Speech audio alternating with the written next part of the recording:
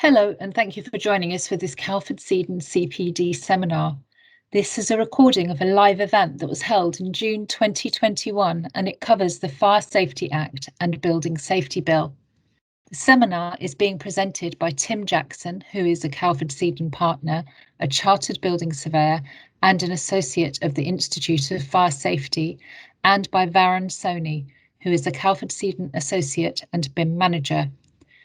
Varun also chairs BIM for HA and sits on the executive team for the UK BIM Alliance, both of which advise the MHCLG on the Golden Thread. We hope you enjoy watching.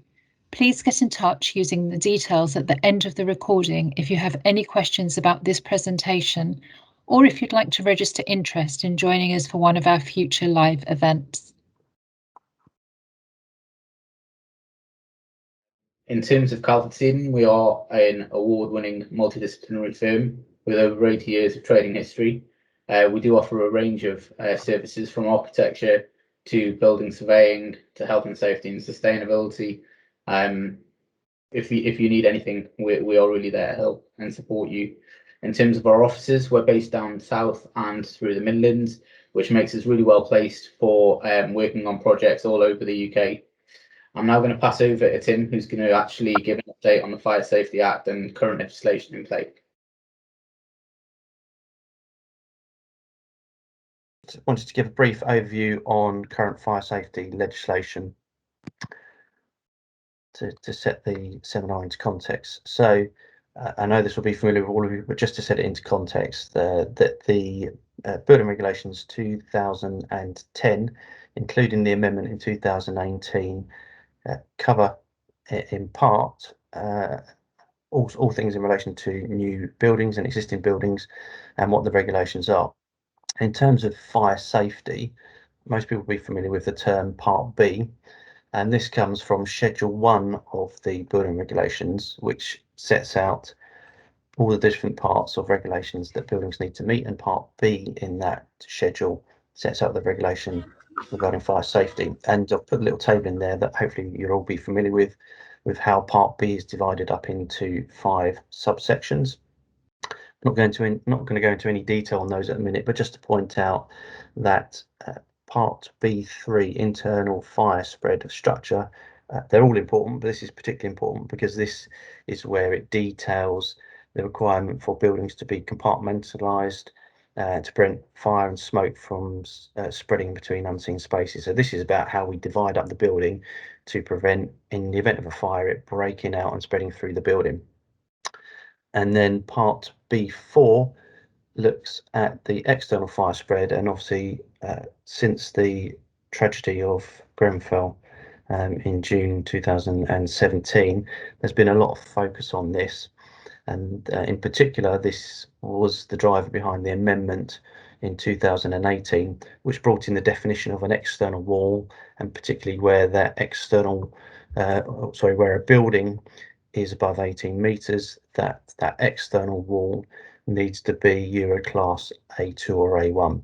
We've covered in the previous seminar a bit more detail of that, and that's available on our YouTube channel, so please go and have a look at that. You can get some more information. And the final point I just wanted to pick up regarding fire safety legislation in the building regulations is Regulation 38, which hopefully you'll all be familiar with, which details the requirements for fire safety information to be provided by the person constructing the works to the end user or owner of the building to make sure that they can maintain the building safely. So that's an overview of the legislation. And then just briefly, there is guidance which is available and should be used to ensure that buildings comply with the building regulations. The most familiar one is approved document Part B, and the images in the middle show the 2 volumes of that. Just wanted to point out, to make it clear, that the approved documents Part B is not the legislation, it's not the building regulations, it's an approved way of complying with the building regulations. It includes in it what the building regulations require, but that's quite short, but the detail of how you comply with that is set out in the approved documents. You don't have to use the approved document part B. You can use other guidance that's available, such as BS 9999 and BS 9991. BS 9991 relates to fire safety and design and management for the use of residential buildings.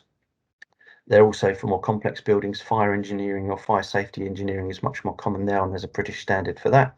And in other sectors, obviously, our focus today is primarily on housing, but there are other sector guides as well for schools and hospitals and custodial facilities, etc.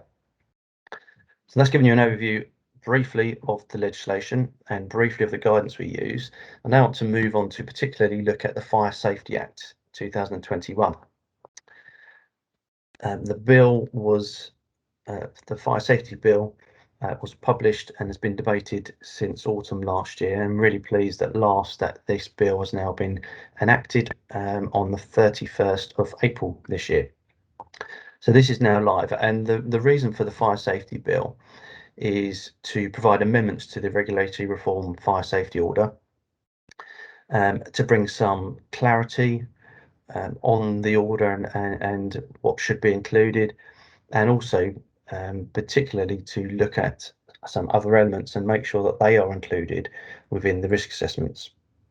So some of the clarity that it provides, as the second bullet point on there, is that it's now made it clear that the Regulatory Fire Safety Order now includes buildings that contain 2 or more sets of domestic premises.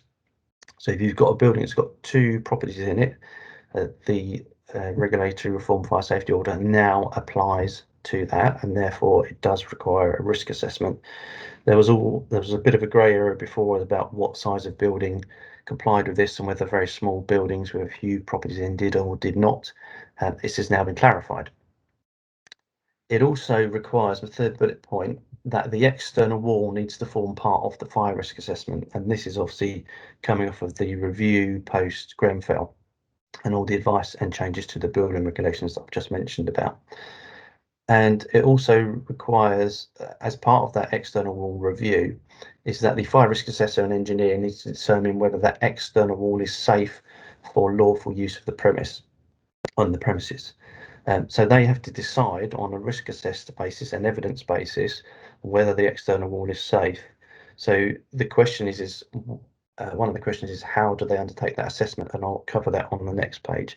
But obviously the current legislation, as we've just mentioned, is included in the building regulations, and for buildings, residential buildings where the top floor is over 18 metres, the current requirement for new buildings is a Euro class A1 or A2 rating, and so the fire risk assessor will need evidence that that is what has been constructed.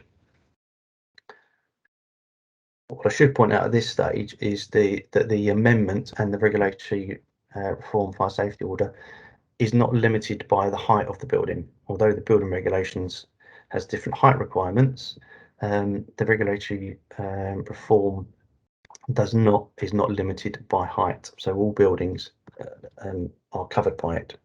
And the last point, which is I'm really pleased that they brought it into this, is that flat entrance doors now must form part of the fire risk assessment. There was always that grey area, particularly where you had leaseholders that installed their own door and leases said that they were responsible, but they weren't. This is the intention of bringing it in is that cuts through that and says that leases and who owns it is less important as to whether the fire doors are actually safe, and that's what this is driving at. So in terms of future changes coming off of the Fire Safety Act, a document called PAS 9980 is currently being produced. It's called, the catchy title of Fire Risk Appraisal and Assessment of External Wall Construction and Cladding of Existing Blocks of Flats.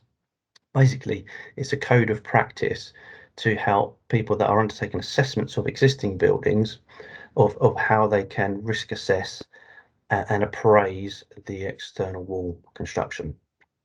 So this really feeds into what I was talking about fire risk assessments now needing to include the external wall.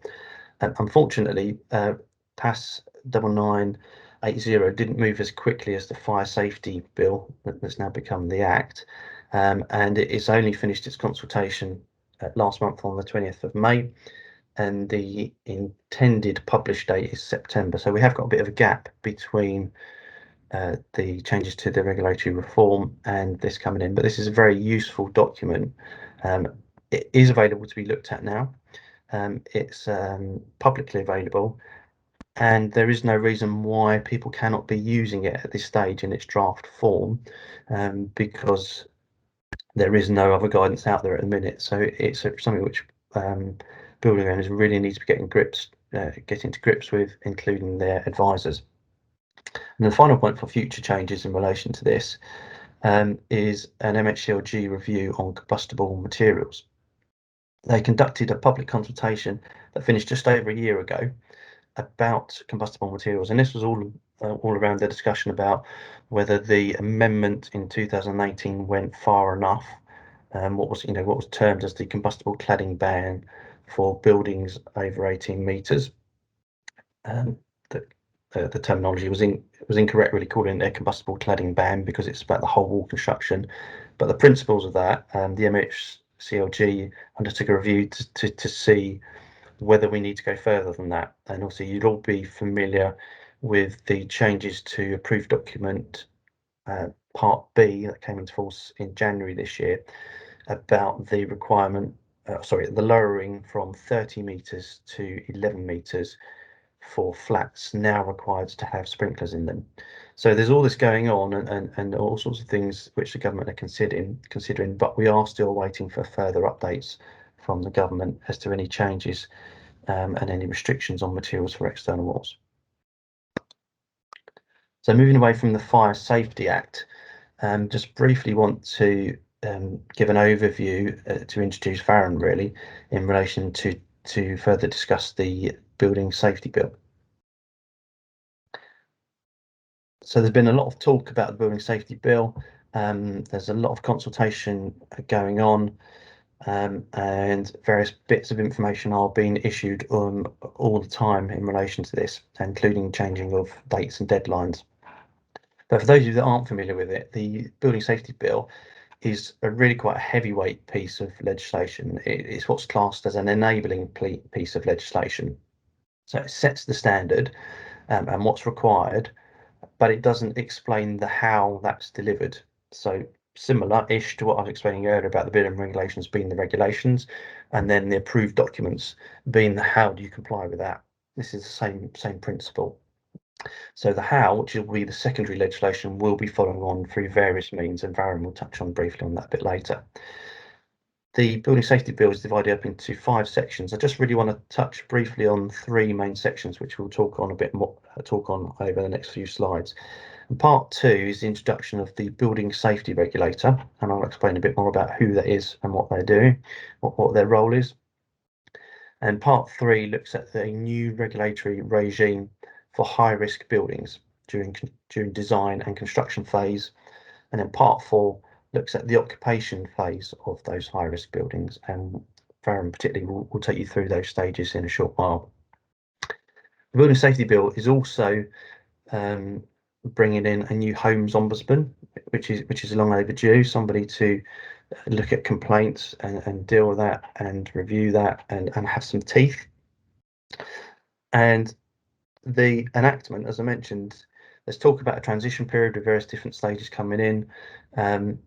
The original proposal was that we will be fully enacted and moved across to this in 2024, but just be aware that the secondary legislation will be coming in very soon, and that will kind of trickle through. We don't know if there's going to be a cliff edge or not yet. That there's all sorts of talks and different views on that. So the best thing I can advise is to just really keep abreast of the change in this as much as possible. And no doubt, as more information becomes available, we'll be doing similar presentations such as this. One of the other things that the Building Safety Bill is bringing in is stronger and tougher enforcement, including criminal offences. So in part, learning from some of the lessons through health and safety legislation and bringing that in as well into the safety of construction of buildings. So I said I'd talk briefly about the Building Safety Regulator and who they are. And I'm sure many of you are familiar with the term or the details of this, but this is a new regulator which will be set up and run by the Health and Safety Executive. Dame Judith Hackett was commissioned to produce the Hackett report after Grenfell, which you'll be familiar with, and she produced a lot of recommendations from that. One of those recommendations was what she described as a joint competent authority, or joint competence authority, to look at how more complex buildings and higher risk buildings are managed through design process and approval through construction. So the government essentially took the bones of that idea and transformed that into the Building Safety Regulator. So it was no surprise when Dame Judith Hackett was appointed as the chair to oversee the setup of the new regulator, and the transition into the new regulatory regime, and then the ultimate running of the regulator, particularly as she was previous lead at Health and Safety Executive. And you'll see as we go on that there's a lot of similarities between the Building Safety Regulator and the Health and Safety Executive. So the Building Safety Regulator will be responsible for all the major regulatory decisions during design, construction, and then occupation and refurbishment of buildings. They're basically taking the responsibility away from approved inspectors and local building control in respect of high risk buildings. So the term high risk buildings doesn't just mean tall buildings. It will include buildings currently over 18 metres, but it could be lower buildings, but are more complex, that may fall into this regime. So again, we need the detail of what buildings fall into it and what buildings don't fall into it. And the final points I wanted to pick up on are some of the other responsibility that the Building Safety Regulator will have as well. So one of the key things that the Building Safety Regulator is going to be responsible for is overseeing a new competency framework. This is really, really important and very close to my hearts and passions, really, in terms of the level or the varying level of competency across our industry, from designers and understanding of clients right through to those installing products on site. And the Building Safety Regulator, as part of their charge or commission, is to kind of improve that. And this may well be brought in through the Building Act, which will mean that it will be imposed through the building regulations, again giving it much more teeth. There's final point for me in relation to this is that there is currently a document available, which is the Code of Practice for Building Safety Competency Framework. The document is called BSI Flex 8670, which is a very catchy title. It was obviously produced by the BSI.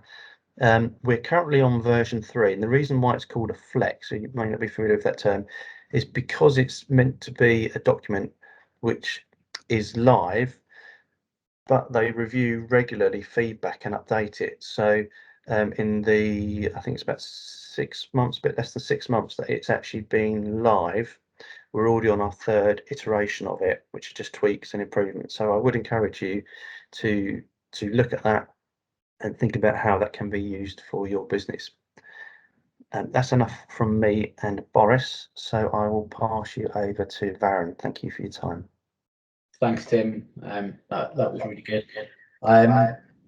In terms of the Building Safety Bill itself, the bill is mandated from Gateway 1, which is the planning gateway.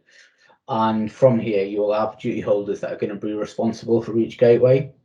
So during the 3 gateways, there's going to be a host of different duty holders that, under the Building Safety Bill, they'll have in a role that is aligned pretty much to the CDM regulations of 2015. And it is intended that that role of the duty holder, which is either done by an individual or by an organisation, they will be expected to fulfil both the duty holder role and that role under the CDM regs. So the duty holders are going to be the client, the principal designer, Now, we've put the lead designer and fire engineer, and I'm going to go into this in Gateway 1 in a little bit more detail, just because of the onus around the fire statement that is out, and also the principal contractor. There will also be a role for people called accountable people. They will be people like your building safety managers, and they will come into play at occupation in a Gateway 3. The requirement of the duty holder is going to be that they have to report any safety concerns to the building safety regulator throughout the building life cycle. This is going to be part of the mandatory occurrence reporting system that has to come into play. Bear in mind that the Gateway is it mandates the use of the golden thread from Gateway 1, which starts on basically the 31st of July 2021 this year. So basically start of August, Gateway 1 will begin. Legally, you will have to start the golden thread from there. And that carries on through the 3 gateways and then over into occupation. So, sorry, just go back one slide, Tim, please. So under the Gateway 1, what we will find is that the duty holder is going to be required to submit a fire statement, which sets out the fire safety considerations, which are going to be very specific to that development. There is already on the 10th of May a fire statement that was released by the MHCLG. This is a templated fire statement, which I would advise everyone to read if you haven't already. But basically, it breaks down all the information that's going to be required and collated. The intention is that there will be a consistent format for Gateway 1 for the fire statement to be submitted. It will be expected that this template that is actually being brought out will basically be downloaded and then utilised on all projects that fall under the higher risk regime. At this Gateway, the client will actually have to instigate the building safety regulator and bring them on board. They will have a responsibility as a regulator to actually review the fire statement and consult with the local fire and rescue, as well as the local planning authorities, and they will be in charge of passing that Gateway. As I said, 31st of July this year, so please remember that. When it comes to Gateway 2, here, this just takes place just before construction begins. The duty holders here are going to be the principal designer and the principal contractor. At this stage, you're going to need to have full plans which include a detailed specification in relation to how fire and structural safety risks will actually be managed for a specific a specific package of works. What's really important about this is you have to start thinking about how you're actually going to be building on site, because you can't actually start on site until you have a clear, full detailed specification and full plans which show this. You'll also need to have a 3D model, which is going to be as planned. So in here, you'll show the construction products that are going to be used. You'll see the importance of this shortly as well. You'll also have to have an updated fire and emergency file, which will include the fire statement from planning, which has been then updated to address fire service access onto site, where there's going to be water availability on site. Also, the granularity of spatial information from a block plan to how you've actually started thinking about spaces within an asset. You'll also need to have a construction control plan, which will set out basically how you will comply with building regulations.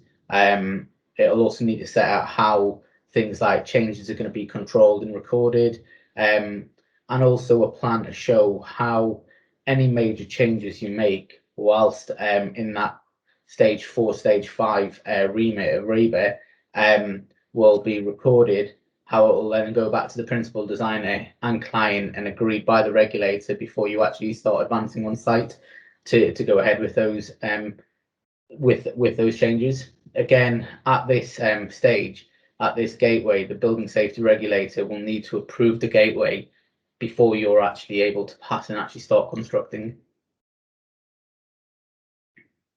At gateway 3, the duty holders here are the principal contractor, the client, and now it's the client accounted a responsible person. So that will be your building safety manager for your organisation, And then the principal designer still has duty holder requirements here, although probably not put under the duty holder remit.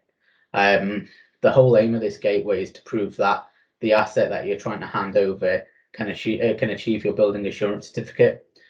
So this is the only way that you're actually going to be able to have a building occupied, is by getting that certificate showing that the building is actually safe. So at this point, you have to be able to hand over building safety information as an as-built building. This will include a safety case as well as a safety case report. The safety case report will identify things like hazards, describe how risks are controlled, detail out safety management systems, and put in information about emergency response procedures. Your actual safety case will be that evidence that is backing it. So the report may only be 10, 15 pages, but your evidence may be hundreds of pages. But again, this is all going to need to be digital, so just bear that in mind. On top of that, you're going to need to have a resident engagement strategy, which will set out how information is going to be provided to residents, how you're going to go about complaint procedures, and wider engagement initiatives that you may have. You'll also need to have a full set of COBE data here, as well as an as-built information model and 2D drawings. You'll also be required to use something called FIRE, which is another form of information exchange, which is identical to COBE. At this stage, the building safety regulator will approve that if the gateway is passed, and in doing so, they're going to issue a completion certificate as well as a building assurance certificate. If you don't have that certificate, you will not be able to occupy the building with residents, and more than likely, you will not be getting insured on that building. So once the building's actually occupied, the duty holder will then become the accountable person, and that will be the freeholder of that building. They're going to be responsible for the safety once residents are actually living within the building, and the accountable person will be required to basically appoint a safety manager for that building. And that will be for every high-risk building that you have. You will need to have a safety manager. The point behind this is that every 5 years you're going to have to resubmit your building safety case and safety case report, which needs to then show all the golden thread and how information is being kept up to date. You'll also need to resubmit this if there is any major refurbs within your building. So even if it doesn't hit the 5-year process and you do any major changes, you will need to resubmit this safety case. On top of that, where it comes with existing buildings and they fall under the new higher risk regime, you will actually need to be able to retrospectively show that you've been able to show the golden thread and that you've got this detailed information to pass a building assurance certificate. In other words, you're going to have to pass Gateway 3 again, and then after that, every 5 years, we'll have to re-audit. What's really imperative about this is that you're going to have the right access to information. So the whole point behind the Building Safety Bill is that the government is going to intend that the residents are going to be at the heart of this safety system. There needs to be a liaison with the accountable person of that building to work with the residents of that building and be able to update them periodically and whenever there are any changes within the building. Say a fire door goes down, we need to be able to update the residents to say that the fire route has changed for a temporary time, and all residents must be made aware of that. That then needs to be recorded to be able to show that golden thread. Residents need to be consulted as an open process, and that's what's really important here. There is an obligation here that we have to be able to provide information such as fire risk assessments, and these need to be put into contractual obligations when residents come on board. So before Tim was talking about how the Building Safety Bill, when it becomes an act, is primary legislation. The secondary legislation that goes with that is BS 8644-1. So it is already out for consultation, for public consultation. But the whole point behind the BS 8644 is that it is the how you will actually achieve this information. And this follows the UK BIM framework. So that is how you will actually follow and create this golden thread. So it's very important that you start looking into that. The whole point behind the UK BIM framework being used is that it's an international information management protocol standard. and it's already been set out and used for so long that it just makes sense to keep it going. What's really important about this is where we start looking at the how. It's not so much focused just on a model as people used to think of BIM as, but it's more about the information that's collated, and that's what's really important when we start looking at this.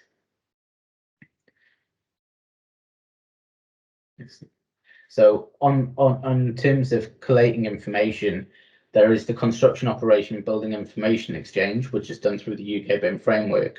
And then there's a new one called the Fire Information Exchange.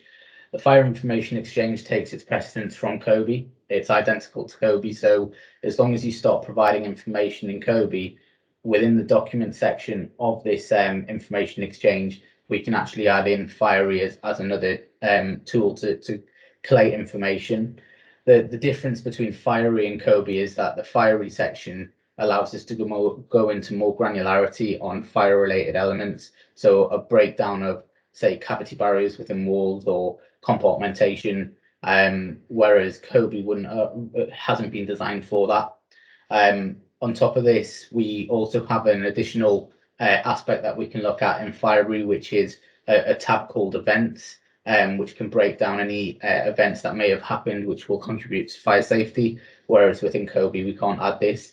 The whole point of these information exchanges are that it will actually work with the asset systems that are available, the likes of Keystone, Northgate, Orchard. They all have a remit to be able to bring this information into play. I'm now going to pass over to Tim, who's just going to summarise everything that we've spoken about and to talk to you a little bit about the approach and on going forward on projects.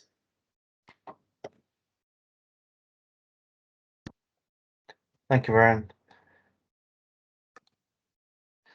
So yeah, just to summarise what we've covered, kind of giving you a very brief overview of fire safety legislation.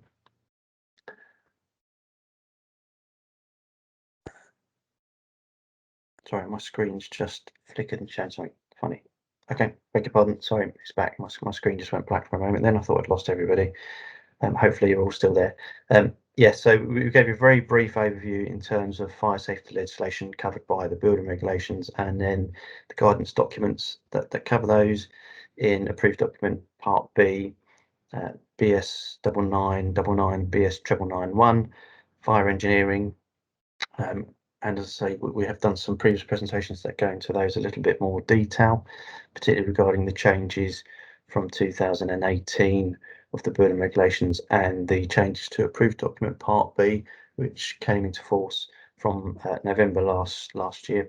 I think I said January, but I meant November last year.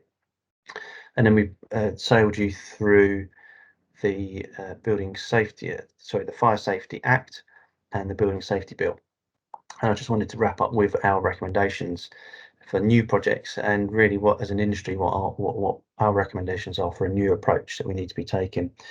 So first of all, it's imperative that adequate programming time is included for. It's actually an obligation for clients under CDM, has been for a while anyway, to ensure that adequate time is allowed for designing buildings and various elements throughout the life cycle of designing and constructing buildings. I think we probably need to be allowing more time than we currently do. The main reason for that is the second bullet point is about that we must be developing design much earlier, particularly for high risk buildings, than we currently do, particularly in relation to fire safety. It will be a requirement under the new regulatory regime, as Varun's explained, regarding the Gateway 1, particularly in terms of getting the project designed further. But going further than that, it's not just about the principles and some of the detail of the design. It actually runs right the way through to some of the final products that are being installed. And those of you that are familiar with fire stopping products, they do vary in terms of their installation requirements and size requirements, and it's important that those are understood to ensure that the prior construction and elements and surrounding construction is constructed to mean that you can install the fire stopping in a compliant way, and it goes through for fire doors and various other elements. So the selection of products, fire-related products, early is really important to make sure that that is taken into the design. We can no longer say, oh, we'll just employ a fire stopper when we need to fill the holes, and he'll go around and fill all the holes. It doesn't work like that. They need much more thought in that process in the early design development. And then records is incredibly important. The golden thread of records, and I don't just mean recording that something's been done correctly. We're talking about from the design stage. So from the early stage, setting out fire construction documents, getting a register for that, looking at all of the and assessing all the elements of the building which are going to fall into fire safety, putting those all together so there's one place which at any point during construction people can easily go to check and find out. And then aligned with that is Regulation 38 pack, fire safety information pack that's required. It's still difficult on some jobs to get this information at the end of the job, and actually it's a requirement of building regulations to have that before practical completion. And practical completion should not be taken unless you have a suitable Regulation 38 pack. There is no reason why this document, and we strongly advocate, should not be a live document reviewed through the life of the building, such as the health and safety file now has to be and has had to be for a while.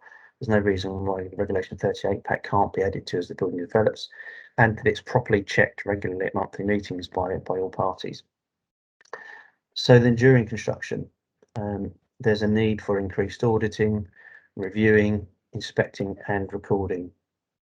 So we'd recommend strongly that work packages are much more strongly audited, and not just by contractors, but external consultants as well, and the client team.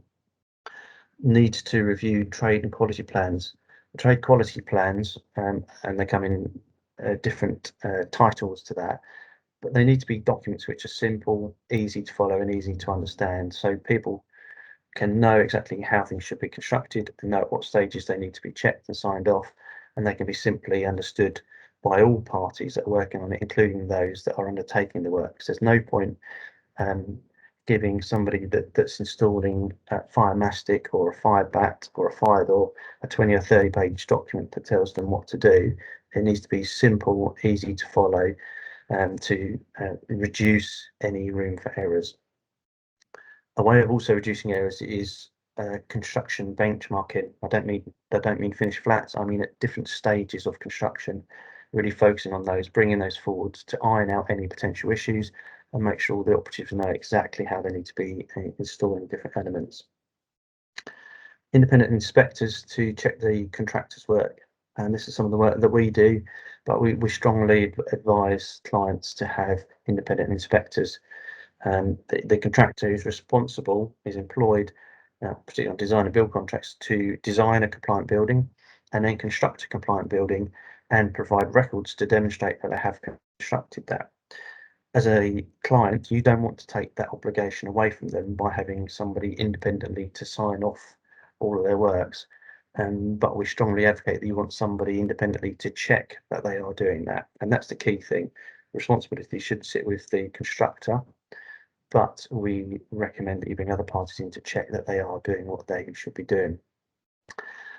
And then final point under this bit is third-party certified installers or third-party accredited systems and regimes.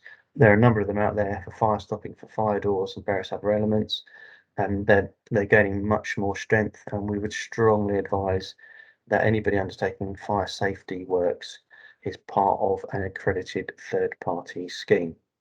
My final point really is to emphasise what Varun said about information management, and that people are getting aligned with the UK BIM framework, and you're looking at the requirements for COBE and BS 8644, which is coming in.